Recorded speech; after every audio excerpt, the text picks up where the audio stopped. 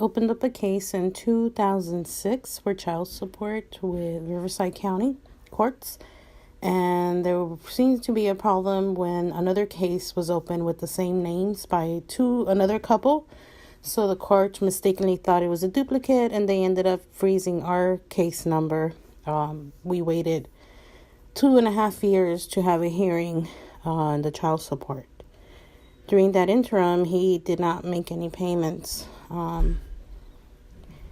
Sometimes he would give a sack of potatoes, a gallon of milk, and a loaf of bread every 2 weeks when we were homeless, knowing that I didn't have any income. And that was basically it. Theo was born with a heart defect, a heart murmur, and there was a medication that wasn't being covered by Medi-Cal at the time. This was in December 2006 is when I opened the case. At this time when he was sick was in December 2008. And I asked his father to give me money to pay for medication that he needed for an infection that he had that wasn't being covered by the insurance.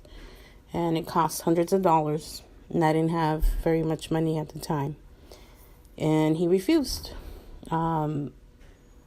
I decided to look into the pink slip of my car. We had a 2000 Honda Accord that he took that was completely paid for.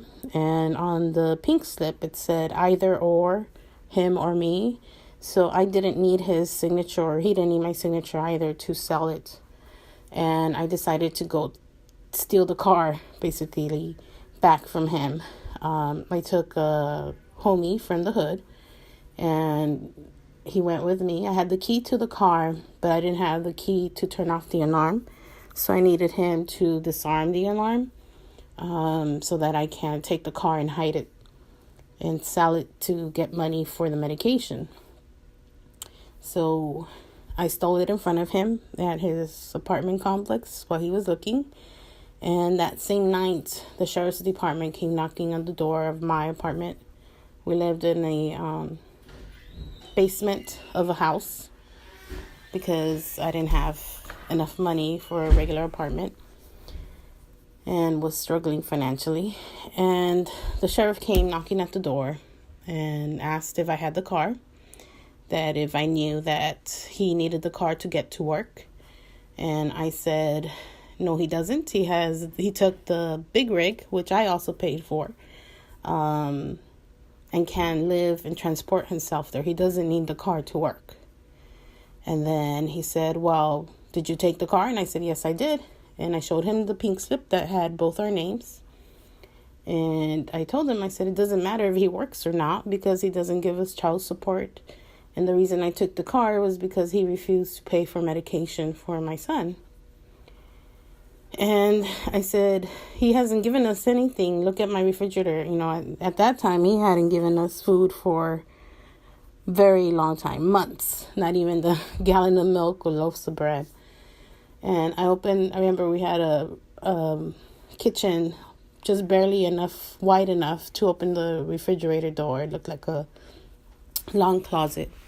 And I opened the refrigerator door. There was only half a gallon of milk, some bread, cheese, and cold cuts. Not very much. It was like one shelf of food.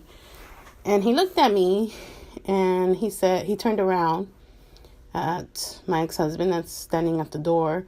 And he said, do you know that no matter what you feel against her, whatever the story is, that your children eat off her table and sleep under her roof?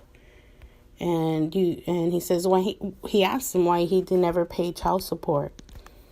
And he said, I'm waiting for the judge to tell me to pay. And this was already 2 years waiting for the court date. So the sheriff told him, you're a grown man. You don't need to have another adult tell you what it is you need to provide for your children. You see that she needs, food for your children or medication, you should be able to provide that. And the sheriff turned around and looked at me and gave me his card. And he said, whatever you need, food or medication, if you can't get it and you can't sell the car soon enough, you give me a call. And if he comes and bothers you, you give me a call. So he, sent my ex-husband away, closed the case, and I sold the car in a week, less than a week, very cheaply. I just needed money for the medication and to get food, and that was it.